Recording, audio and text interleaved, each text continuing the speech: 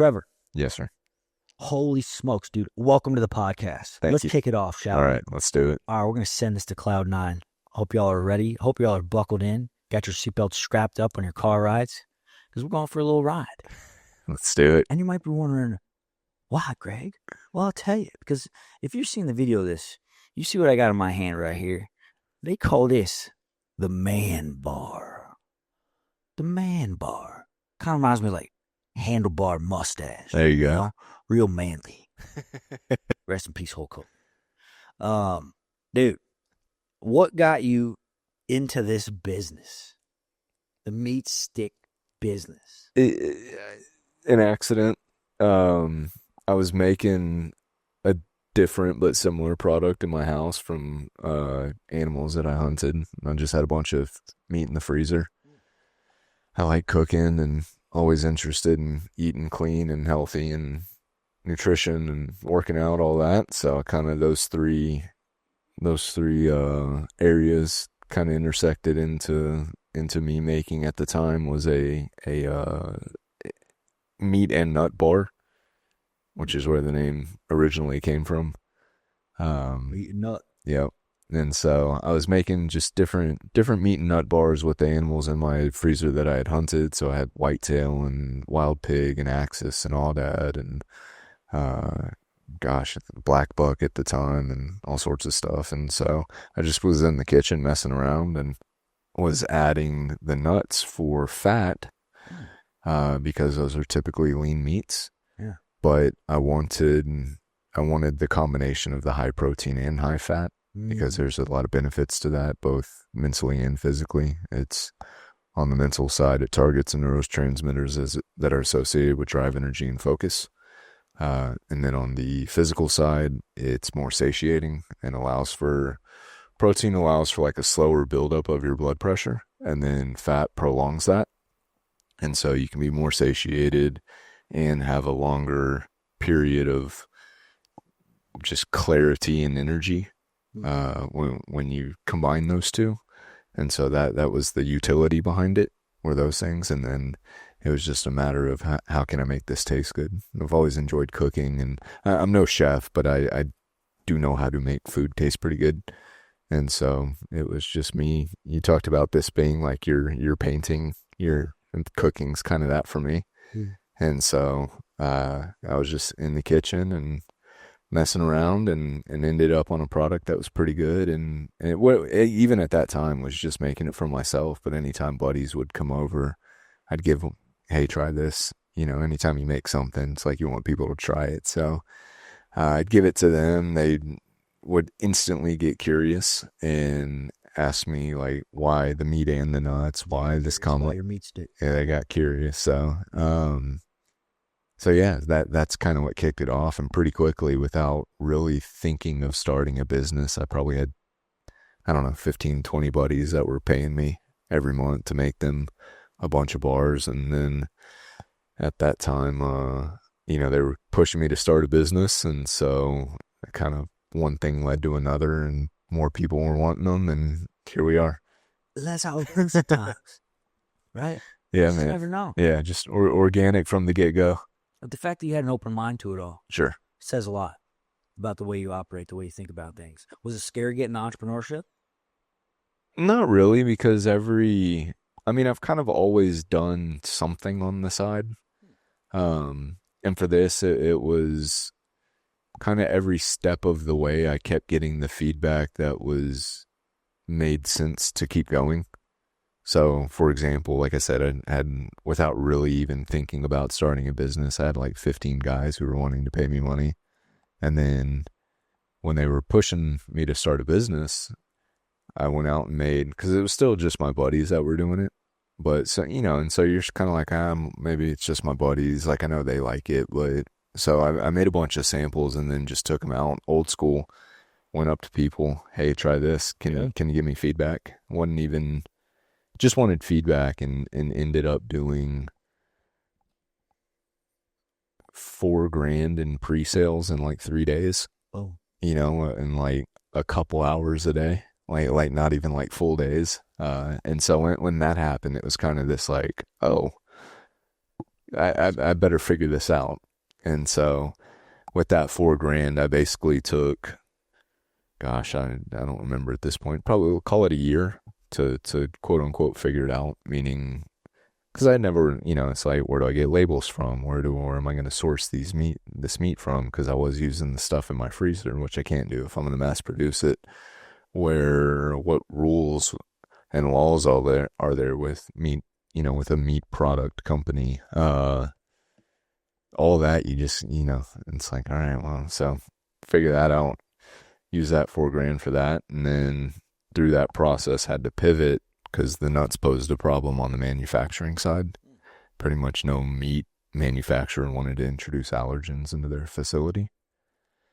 So I found Roadblock. Yeah, roadblock. And most of them were wanting to use the encapsulated acids that we talked about earlier. And so I finally found a manufacturer who would use this other process, this much cleaner process, which is what we use, which is basically using fermented beets to ferment the meat, which introduces probiotics into the sticks and just makes for a much better, cleaner, healthier, gut-friendly experience. Yeah.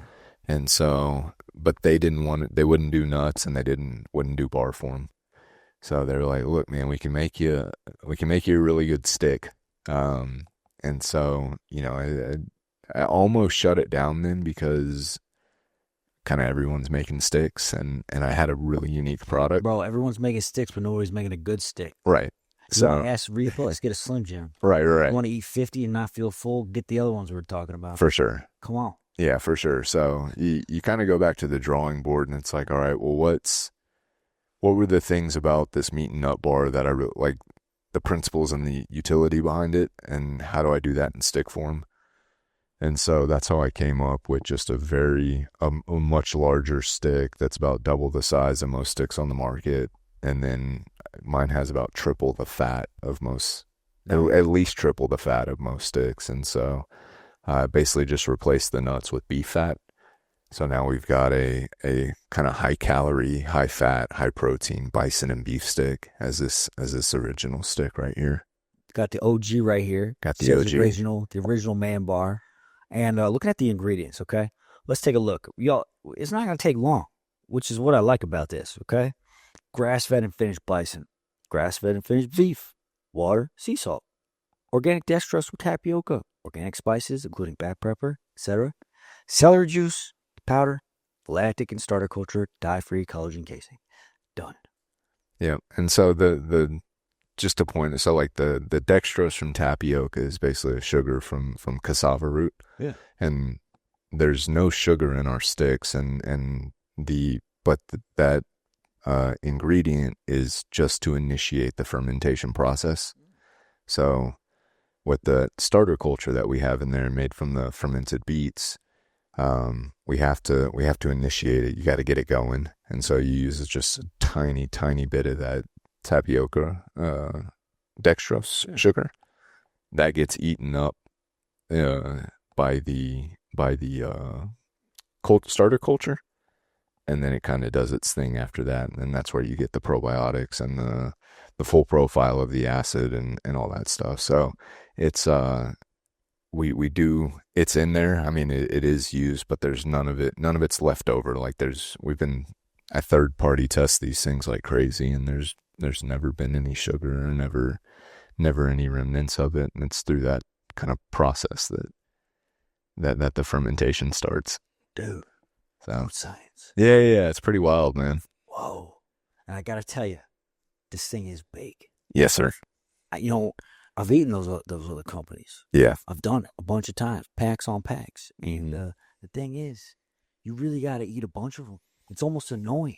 Yeah, that was a pain point of mine for sure. Is just I was tired of eating 2, 3, 4 of the other sticks. Yeah. And not only are they small in size, but for some reason, people are drawn to this high protein, low fat, low calorie, and it just makes no sense in the context of why you're eating a meat stick in the first place. Yeah. It's kind of viewed as like, oh, it's this convenient way to get some protein in. It's better than a Snickers bar or a bag of Doritos or whatever it may be. But really, you're only eating a meat stick when you're too busy to eat a meal. And if that's the case, then you want the energy and the fat. Yeah. And so for it not to be high fat or high calorie doesn't make any sense. Even if you're losing weight, like 17 grams of fat isn't going to kill you. 200 calories isn't going to blow you up. But it's satiating. Yeah. But it's 210 to be exact. But it's satiating and it keeps you going. And that was kind of the point. It's like if you've got 2 or 3 podcasts that you're doing in a day and you don't have time to eat, you can crush one of these and be good. Or if you're on for me, I like to do a lot of outdoor stuff, whether it's hunting or snowboarding, whatever it may be. I always say, like, if I'm on a powder day on the mountain, I don't want to stop and go eat a bowl of chili and lodge. It's like, I just want one of those so that I can keep getting in as many runs as I can. You know what I'm thinking?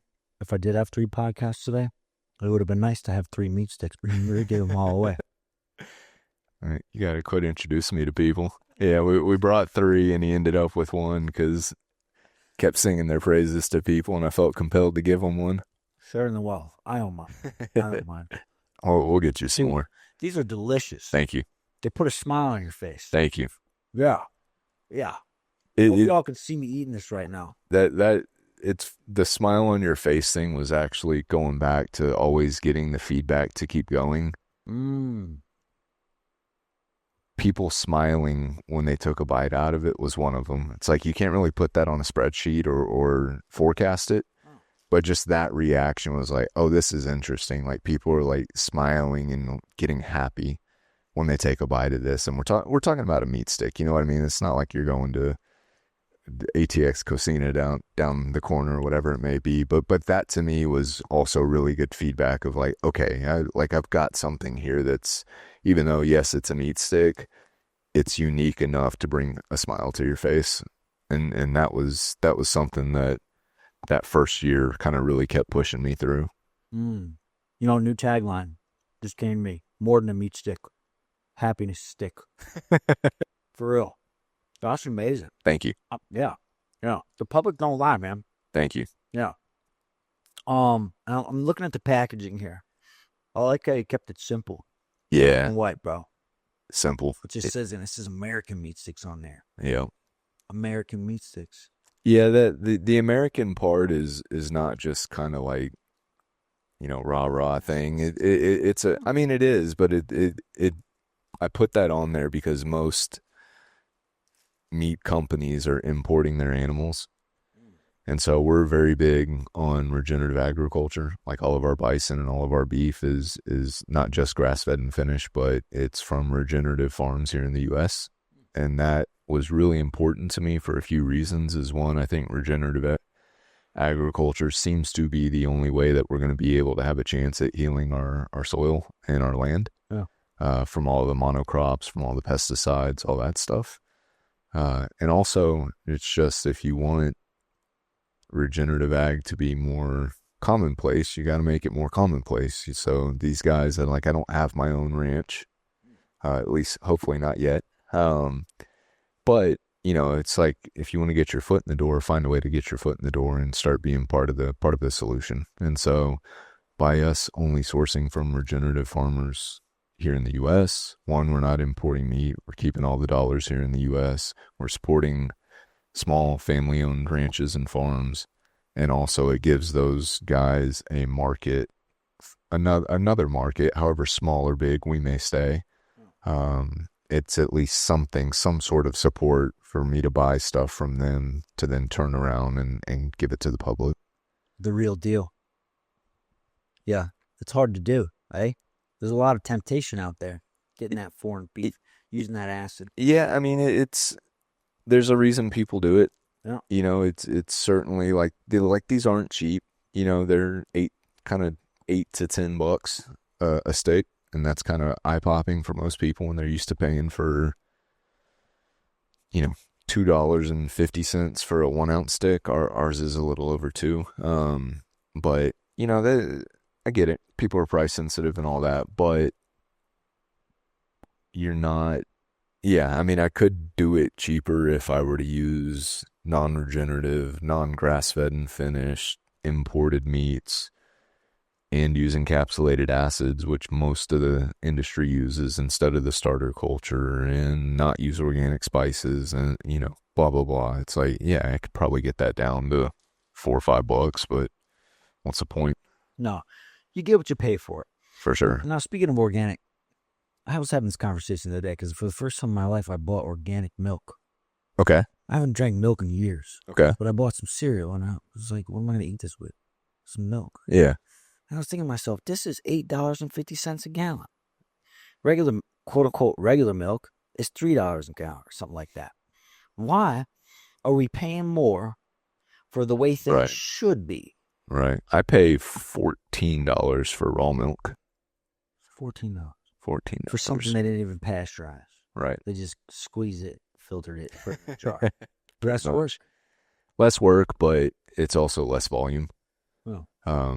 And even on the regenerative side, it's like, well, why is, like, there's less inputs when you're regeneratively farming. You're not buying grain. You're not buying, there's just less infrastructure. They're just out on the land.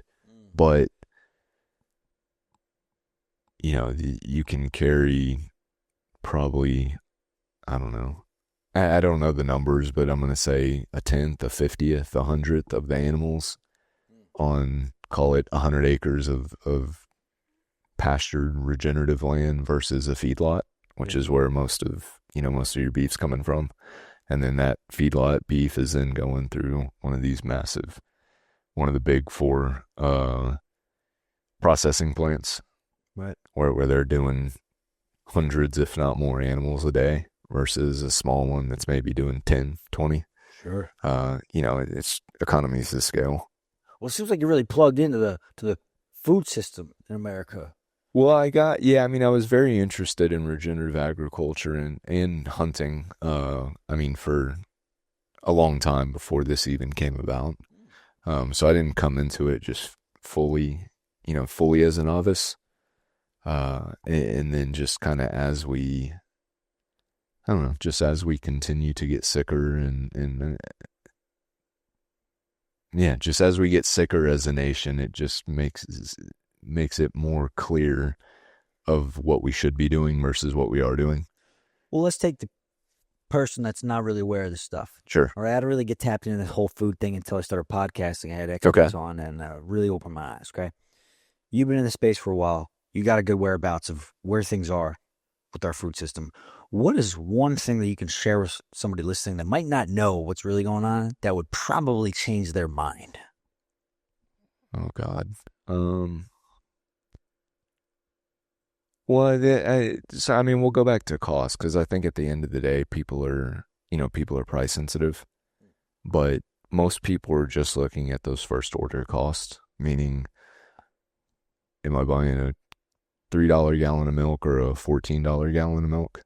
And, most people would look at that $14 gallon of milk and just think that's ridiculous. That's only $3.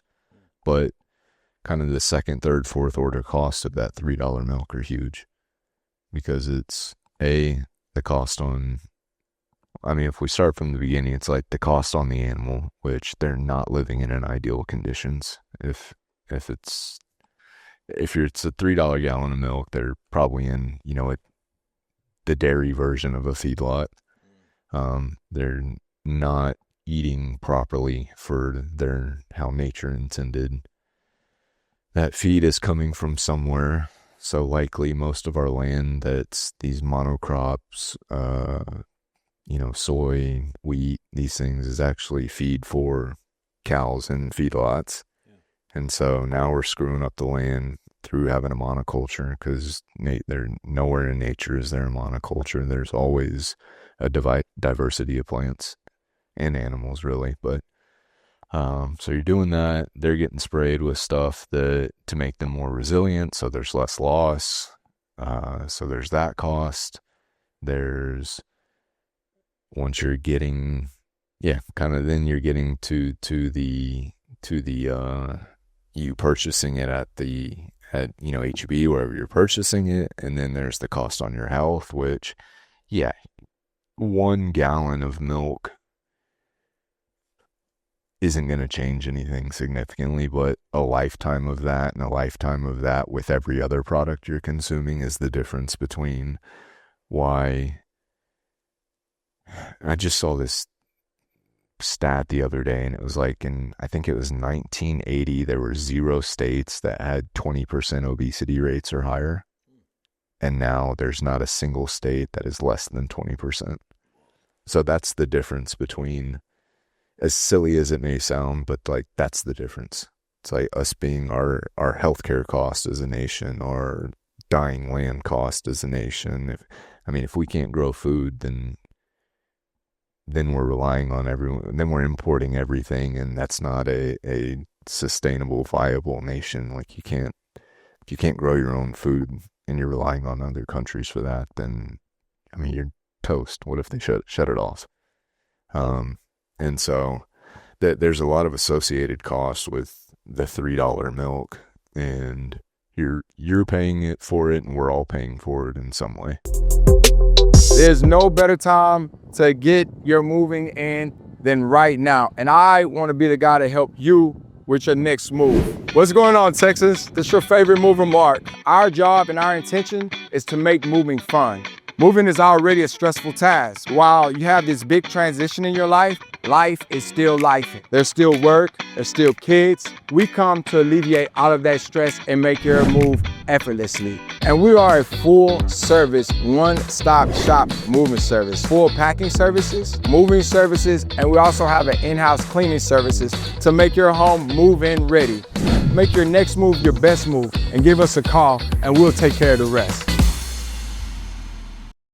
Man, I don't know if that's the answer you were looking for, but that's kind of, I think, the biggest issue with all this. no, it's a great perspective.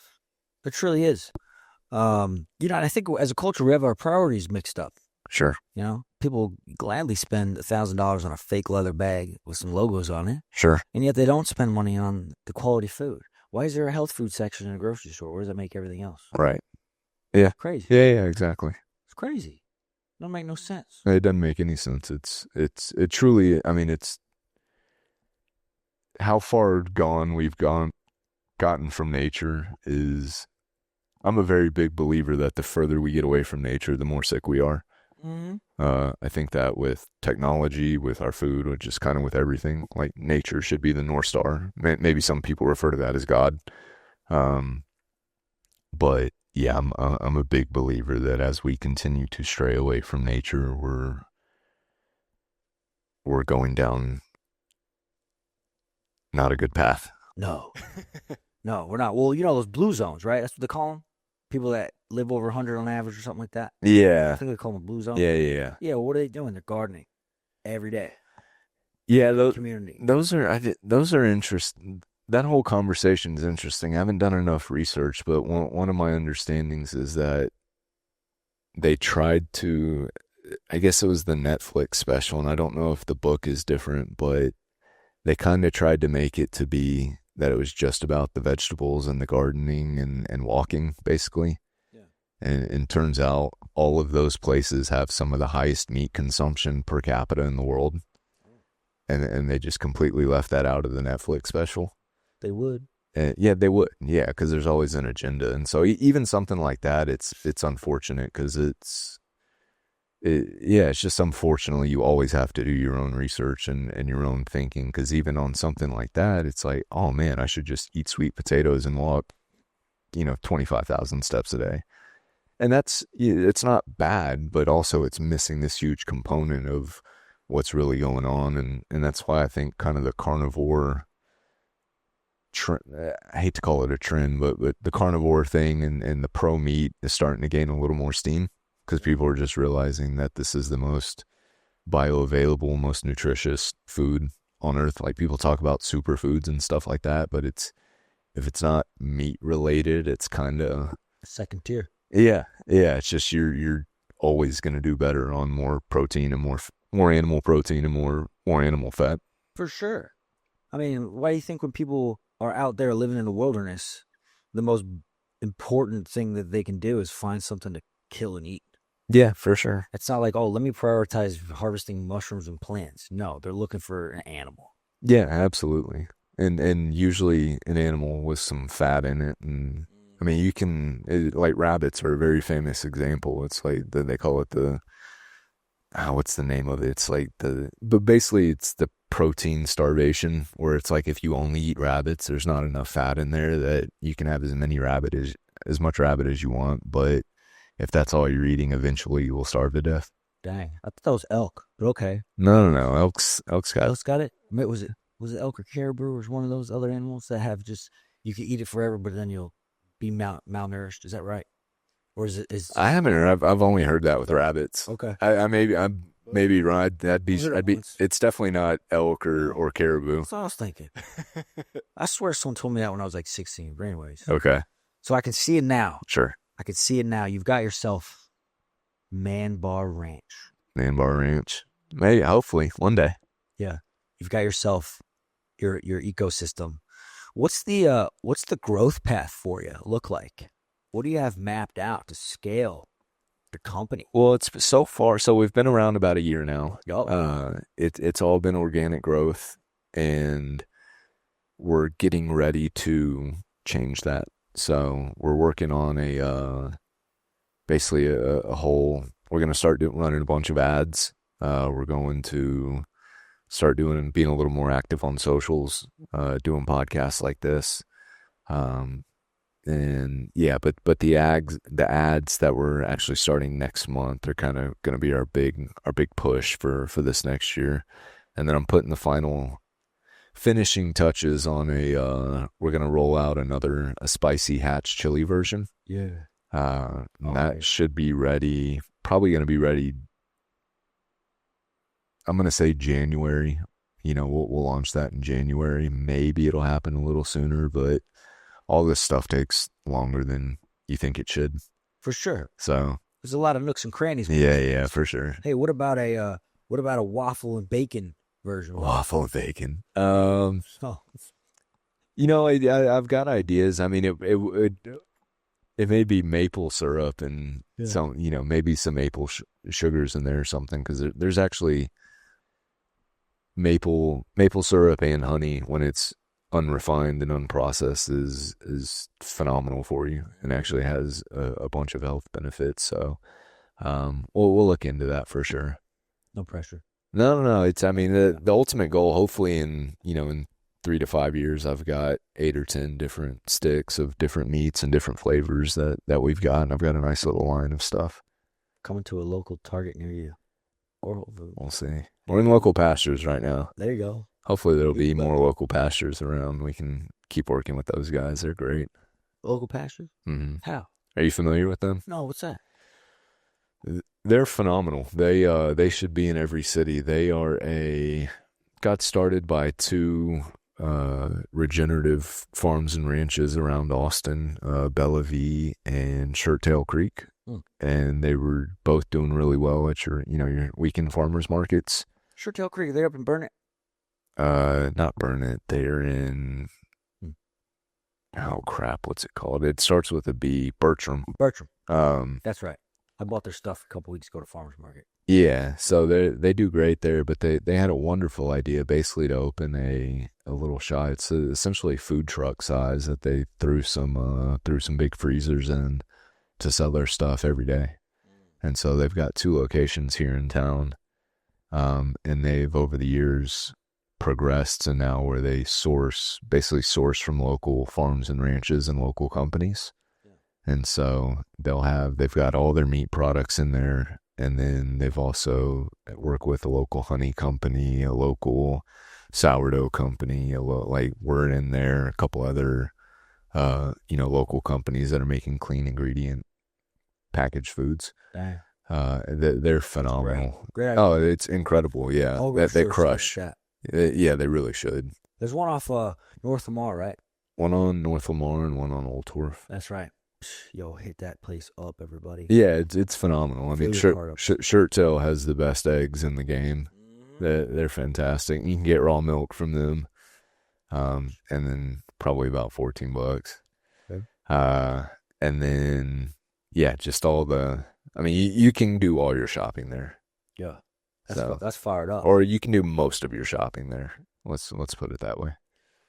Have you sent Joe Rogan some of these with a note? I have not sent Joe Rogan some of those. He lives right here in the lake. I'm looking for it in. You can get his address. Yeah, if someone knows him, I don't know him yet. I'll get him some. I heard he does do podcasts. I'm pretty. Really hosts them. Yeah, that makes sense. I can invite him all day. He ain't coming I around. think he can kind of do whatever he wants. Yeah, he talks about that too. Talks about how he has FU money. Yeah, He really does. yeah, he's done well. But he does promote them. He promotes the man snacks, bro. I hope so. if you One know day. he's in his inbox. He might just say, "Oh, what's this?" He ran a little note. Yeah, You should try this. I bet he'd like it. we'll make it work I know somehow. he'd like it. Yeah, we'll make it work somehow. Come on, man. Let's go. He's right there. He's right there. Well, so let's talk a little bit more about business. Okay. Yeah. So as far as investments go, you've invested in the R&D, of course. You invested in finding the right proprietor. All the stuff that goes in his labeling, right? Those are all business investments to make it right. Eventually, you're going to tap into the marketing. Yeah. Now, are you very systematic with the way you invest, aka spend money on your biz? For example, do you lead with profit first, or do you use debt models? What does that look like for you? Well, so far I've been able to bootstrap it all, and yeah, I mean I'm pretty stingy with what I spend money on right now. So the way I funded this is basically, well, I told you I made the $4,000 from the pre-sales, use that to kind of get a product. Yeah. From there, I basically went back. I took all those people's emails. So I had probably, I don't know, somewhere between like 50 and 70 emails at this point, after about a year of working on this. Yeah. And I just sent out an email and was like, hey guys, I can't make the meat and nut bars anymore. There's a problem with the nuts, but I've been working on this stick. Here's the utility. Same utility as the bars, still has a lot of fat, still tastes really good. Here's the size of them. This is why I made them. Just gave like a very short and sweet pitch. And basically told people that I was doing a pre-sale to fund the first batch, to fund the company. Yeah. And so I pre-sold a year's worth of sticks at a time and ended up doing, it was a little over $25,000 from an email list of, call it 70 people. Heard that. Heard that. And so, that goes back to another data point of getting the right response at that time to keep going. Dude. And so I used that $25,000 to purchase the first roll of labels, to purchase the meat, to purchase the first production run, all of that. And then I had had money left over, and we've been around here a year. We started with that. We haven't needed to raise any money since then. And we'll see how things go. I'm not opposed to raising money, but my mentality is much more of, let me show my work and prove that I've got something going, rather than try and just sell you on an idea. And I feel like I've been showing my work the last year, and if you kind of see what our sales are with all organic, it's pretty easy to see. It's like, look, if we just twist a few levers here, it's a pretty easy 10x. And then from that, it's like, I think we're pretty easy. I can't tell you the time frame. I don't know if that'll be in 2 years or 5 years, but we should be doing probably 100 times what we are here sometime in the next couple of years. And boy, do I have questions about that. Before I ask you my next question, I got to vent here for a second. Okay. Look here. I host a mastermind. Okay. It's designed to get entrepreneurs over 500K in revenue hump. Okay. And one of the things that I preach is one of the things that I ask these folks nearly every time I see them, just because, you got to repeat some things sometimes. It's sure. Good, it's great. And I say, hey, how come I haven't got you in my inbox this week? Sure. How come I haven't got you in my inbox this week, right? My point is, as an entrepreneur, right, our data is our bank, right? You sent out one email to 70 people. Yeah. I've raised $25,000. Yeah. So if you're an entrepreneur out there, let this be a valuable lesson. Market to your people. Market to your people. Yeah, I mean, that was several. I fully agree. I mean, that was several months of, really honestly, several months of work just to get those 70 emails. But it was the right people, and it was people that I'd built a relationship with, that I'd been asking for feedback about my product. And I think technology is a very good tool, but it's just a tool. And at the end of the day, it's I'm much more. It's like, treat people like people. They're not just a number, and that usually, at least in the not at least in the beginning, but certainly in the beginning, to build that, rather than I feel like a lot of people just get stuck in the numbers. Yeah. And caught up in the numbers, rather than kind of feeling the essence of feeling the essence of what they want their business to be, and building relationships with people that, even if they don't buy a stick or a pack of sticks from you right then and there, you've still built that relationship. You've still got that feedback of, oh, these are delicious, or I love what you're doing. And maybe they go tell 1 or 2 or 3 other people, and those people buy. And that's why we've been organic this first year. And certainly someone smarter than me, and who's got more experience in the CPG industry and all of that, probably we'd be further along. But that's also not necessarily, I don't know, that's not like the intention behind it all. Right. And so it's like we're moving fast, but we're also taking our time to do it the right way. Yeah. And I've told you, my son, we got a 5-month-old, and he's had a bunch of medical issues. So like, we've done all this with that going on, and it's just, he took priority and takes priority and all that. So, it's not every business you start needs to be the fastest, greatest, best one from the get-go. Most aren't. No, I think it's more along the lines of following the process. Right. Fall in love with the process and play your best game. For sure. Yeah, Right. the process, and taking joy in the process is, I mean, that's the name of the game. Yeah. Like I always tell people, it's like, I'm not trying to build a company to sell in 4 years. I'm trying to build a company that I want to work at in 30 years, and that maybe my son will want to be a part of. And, if it sells before then, for the right reasons, great. But if not, then I'll have built a really cool business that hopefully offers a good lifestyle and people want to work at, and we'll be doing something good, and at least for U.S. businesses and the soil and the ranchers and all of that.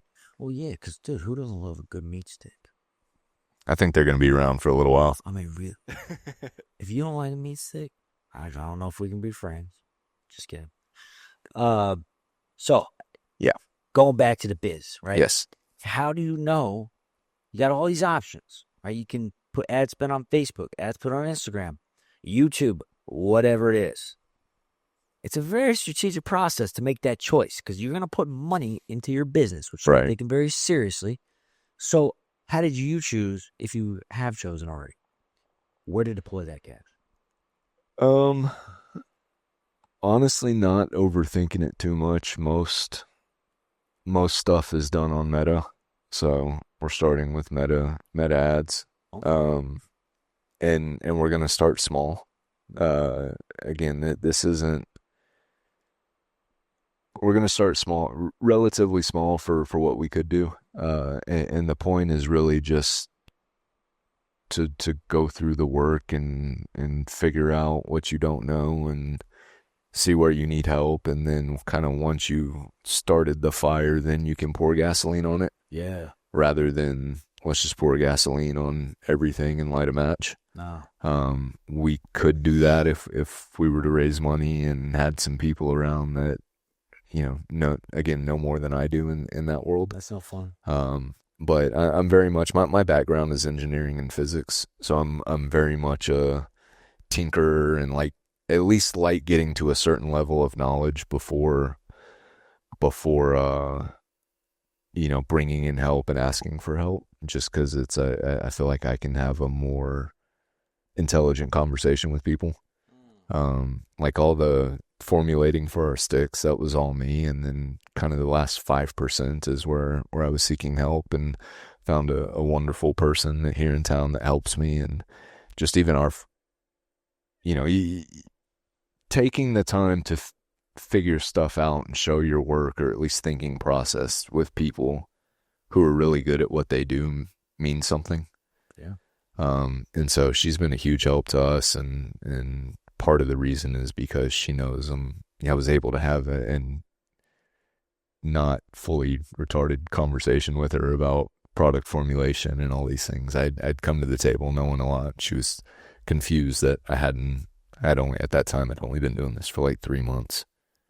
And so that's kind of how I approach everything. Yeah.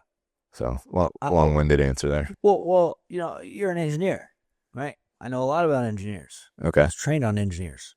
Yeah. So on the DISC personality assessment, you're most likely in a high S, which means steady. Okay. Right? Like, yeah. Definitely. And concise. That's the engineer mind. Engineers like to read through contracts with a fine-tooth comb 3 times before they ever sign anything. They like to know all the intricacies, every little detail of whatever they're involved with, because they want to know. They're curious. Yeah. Yeah.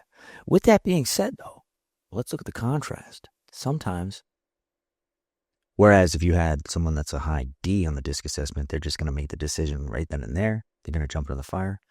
Sometimes, you might be a little bit apprehensive to make a decision. Or maybe even too slow.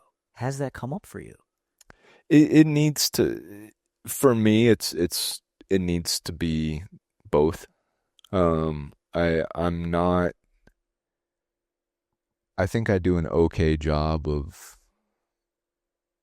kind of getting to a certain point and then knowing it's like that's enough to know, or to at least have a conversation, to go then turn to someone who really knows what they're doing, versus just coming to someone empty-handed and being like, I've got this thing and I need help growing it here. But at a certain point, you got to kind of be like, all right, this is as far as I want to go. Like I largely have avoided social media in my personal life.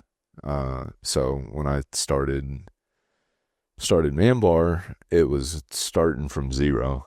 I mean, I hadn't been on Instagram, hadn't anything. And so, but I knew, kind of had an idea for the brand and the vision and all of that I wanted. So I kind of, got to level 1 with that. Yeah. Enough to show people like, hey, here it is, but do this way better. Right. And that's where we're at now. And so indecision hasn't come up for you much. Indecision, no. I mean, I certainly think that there's probably, speaking to like the slower part, I think I've been slower. We've been around a year. I've certainly been slow. I haven't really thought about raising money, stuff like that. Again, because it's like you do as much as you can do in a day, and eventually the results will come. There's probably ways to get more results quicker. So, maybe on that front, but there's not really. I'm struggling to think of an example where it's like my need to, I don't know, where I'm just being indecisive on stuff. Good. Yeah. That's great. But I know where you're coming from. It's like, whatever you called it, the S is like, if you're trying to think you need to know 100% of everything before you get started, that would be a problem. For me, it's more like, let's kind of cherry pick the things that I think I need to know and get like 30% of the way there, which you can do in a short amount of time. Like it's like my 3 months of diving into product formulation was enough for this is that woman's words. When I was talking to her, when I told her I'd only been doing it for 3 months, she looked at me and she was like, I have conversations with executives at Fortune 500 companies that can't have the conversation we just had. And I'm not saying that because I'm some super smart thing. It's just I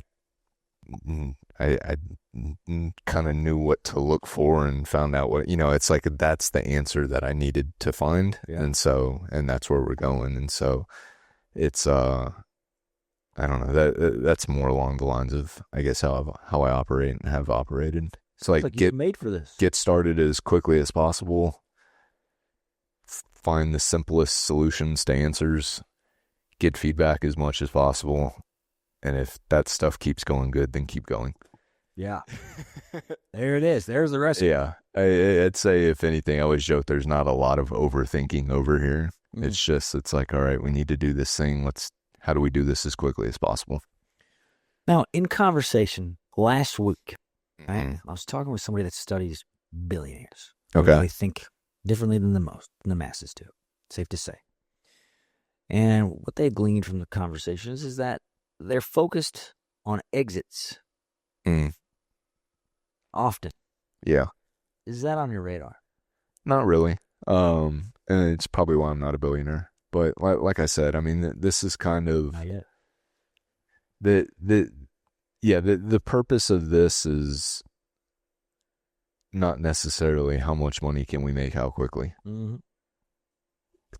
Yes, I want to make money. Yes, I want to be successful. Yes to all those things, but that's not what's driving it. It's not let's work as hard as we can for the next 3 years and do a 10x exit or anything like that. On the engineering side and stuff, yeah, maybe that's more of the mentality. My background's oil and gas, so sure, that's we're trying to flip stuff and make a bunch of money. Yeah. No soul. Right, but for this, it's not that. It's and food. So, well, yeah, it's food, and I like this stuff, and I mean, I've been, the amount of ranches and farms that I've been invited to come view and go hunt on and check out their operations and their processes, and like all that stuff's interesting to me. Like, I'd be doing it anyways. So the fact that I'm now able to have made a business where I just get to do that more, is a lot of fun. So I think there's just a little bit different of a mentality behind it. Clearly. Yeah. Passion driven. There's no doubt. Yeah. No doubt. Whether you exit, maybe not. Well, like I said, I mean, if I'm doing this in 30 years and I've done it, stuck to my principles and my ethos and all of that, then there's nothing wrong with that. That's a good life. Yeah. A job well done. Yeah. To say the least. Yeah. I mean, maybe you're not a billionaire, maybe you're not whatever, but if you're making a good living and you're doing what you want, then, I mean, it's better than most people. Yeah. And just make sure that if you go and sell it to Pepsi, make sure to do the right ingredients. Right. Yeah. Force them to keep the same ingredients for sure. Yeah. Yeah. Jeez. Well, Trevor. Yes, sir. How do people buy these bars? Well, if they're in Austin, they can go to local pastures. If they're not, or if they just want to order online, try MANBAR, TRYMANBAR. We sell 5 and 10 packs on there. We sell a single stick if someone's interested in trying it, but really our 5 and 10 packs are what we sell, and we do free shipping on all subscriptions. Man.